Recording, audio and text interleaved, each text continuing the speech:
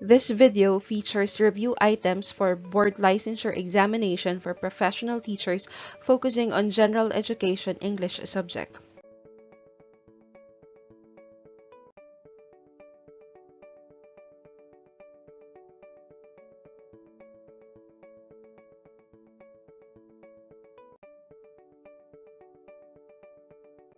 Question 45. Message is one of the most important components of communication, for it refers to the ideas, feelings, thoughts, or information that people send and receive when they communicate with their audience. Message is basically composed of three variables below except answer, D, reference. Choice D is obviously the wrong answer as not all messages require reference.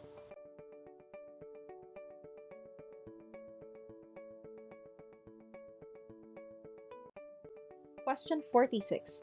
Messages are delivered because of several purposes. Which of the following is a purpose of the following text? Answer B. Persuade. The purpose of the text is more on convincing the readers of the consequences of abortion based on the perspective of the writer.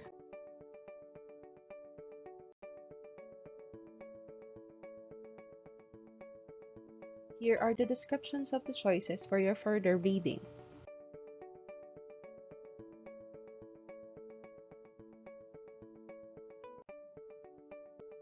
Which of the following is the purpose of the text? Answer A. To inform.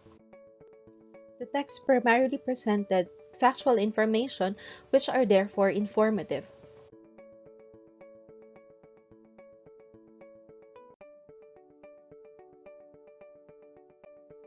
Messages are delivered because of several purposes. Which of the following is the purpose of the text below? Answer C. Persuasive message. The context of this message is similar to what was presented in the item 46.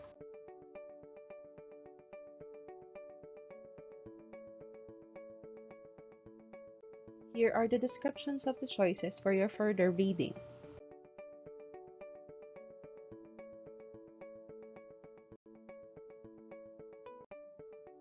Question 49. When asked to deliver a message to his co-workers after given an award of being the best employee of the year, Larry said that his award is also dedicated to his co-workers because of their assistance and hard work. He will not be able to achieve this award. What kind of message did he deliver? Answer A. Goodwill message. The concept behind this item was discussed in the previous slide.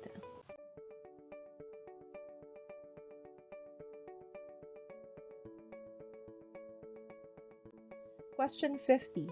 During the oath-taking event of the officers of the student leaders, the college president mentioned in his message that he was once a student leader of the university and was able to make great contributions during his term. He then called for dedication and care for the university from the new student leaders and encouraged them to strive hard to make great contributions for the school. What kind of speech did the president deliver? Answer C. Persuasive message. The concept behind this item was discussed in the previous slide.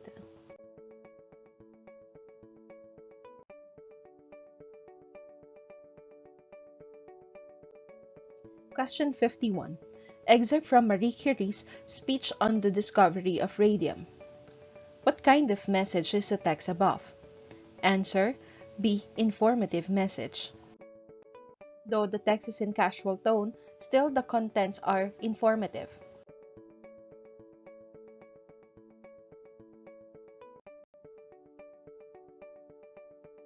Question 52. Meaning is communicated through both a word's denotation and its connotation. Which of the following examples give a denotative meaning to the cat? Answer C. Cats are household pets for most of the Filipino families and can usually be seen inside houses or even on streets. The connotation of a word or phrase is the associated or secondary meaning. It can be something suggested or implied by a word or thing, rather than being explicitly named or described. The denotation of a word or phrase is its explicit or direct meaning. Another way to think of it is as the associations that a word usually elicits for most speakers of a language, as distinguished from those elicited for any individual speaker because of personal experience. The connotation of a word depends on cultural context and personal associations, but the denotation of a word as it is standardized meaning within the English language.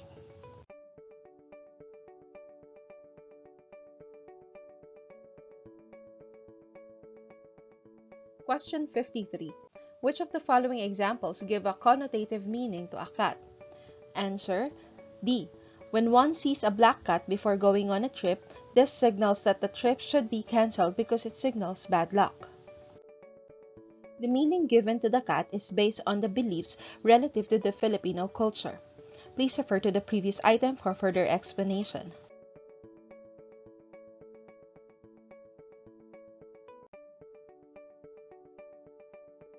Question 54. Which of the following descriptions of rhetorical appeals refers to ethos?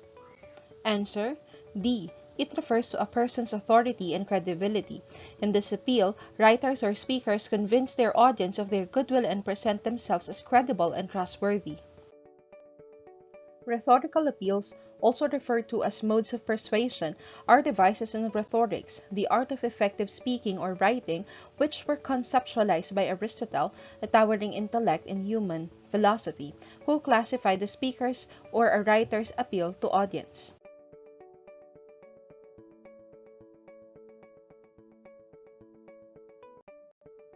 Here are the descriptions of the choices for your further reading.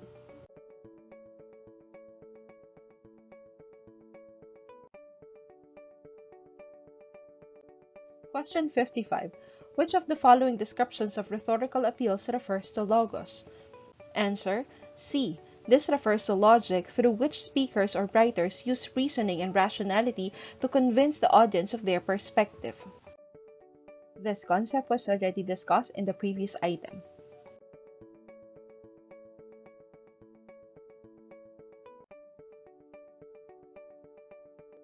Question 56. Which of the following descriptions of rhetorical appeals refers to pathos? Answer: A. This appeal invokes and appeals to the emotions of the audience. This concept was already covered in the previous item.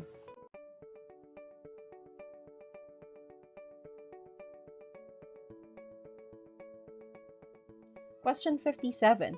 A claim is a position statement or the key point of your argument. Which of the following describes a claim of policy? Answer: C. It assesses something should or should not be done. A claim of policy argues that certain conditions should exist or that something should or should not be done in order to solve a problem.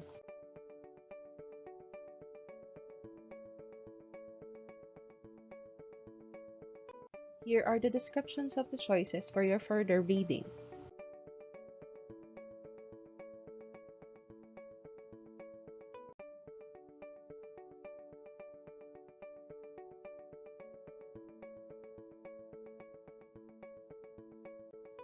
Question 58.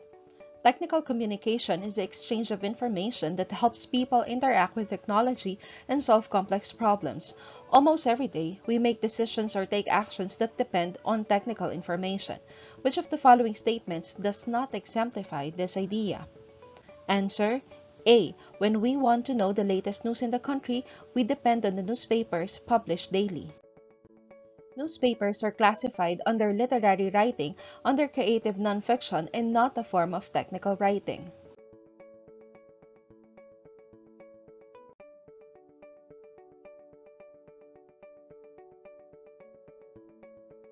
Question 59. Technical communication is a digital and a human activity. Despite the power of digital technology, only humans can give meaning to all the information that we convey and receive. Information technology is no substitute for human interaction. People make information meaningful by thinking critically and addressing these questions that no computer can answer except one. Answer: D. What data is available in relation to what I need to know?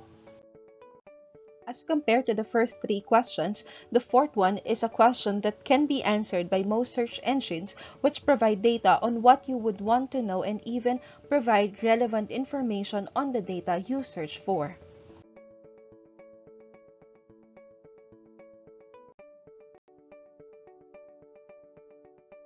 Question 60. Misusing electronic information is an example of communication abuse. Which of the following statements is not an example of this? Answer: C. Keeping soft copies of transactions and communication documents of a technical writer in his or her computer. The other choices are outright forms of communication abuse, while the correct answer is one of the electronic ways of filing documents.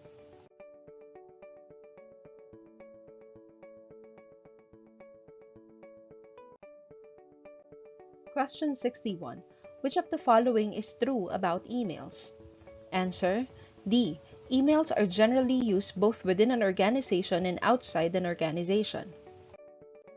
Choice A is definitely wrong as we have personal emails for our personal use. Choice B is also wrong as we can also use emails in our internal communication within an organization. Lastly, choice C is also wrong because emails do not function based on who uses it but based on the features of the actual application.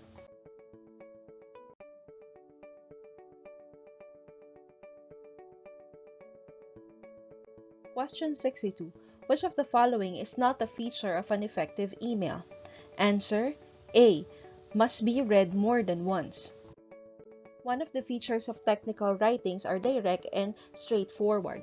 Effective messages, including emails, are deemed effective if they are not too wordy and straight to the point.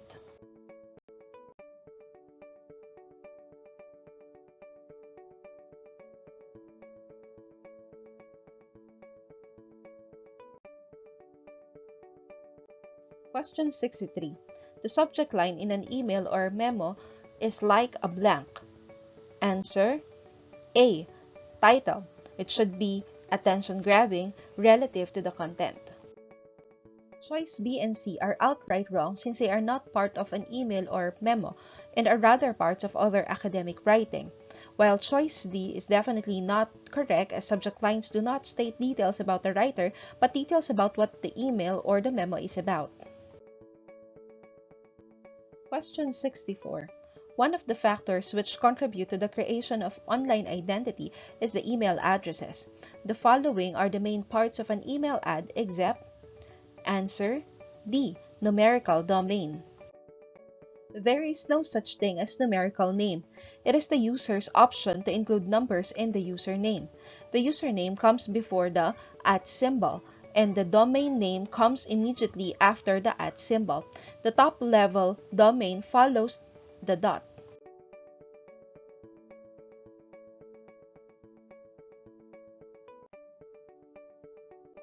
Which of the following is false about blogs?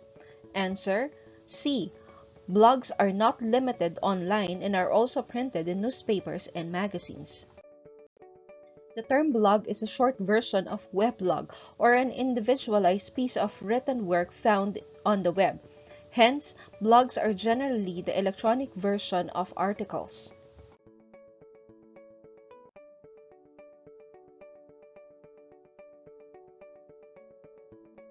Question 66.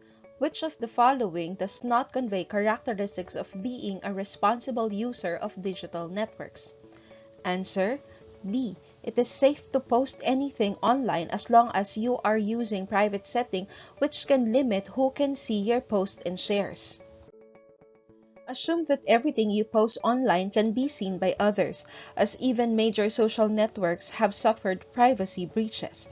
Realize that everything posted online lives on the internet permanently and may be available for public viewing.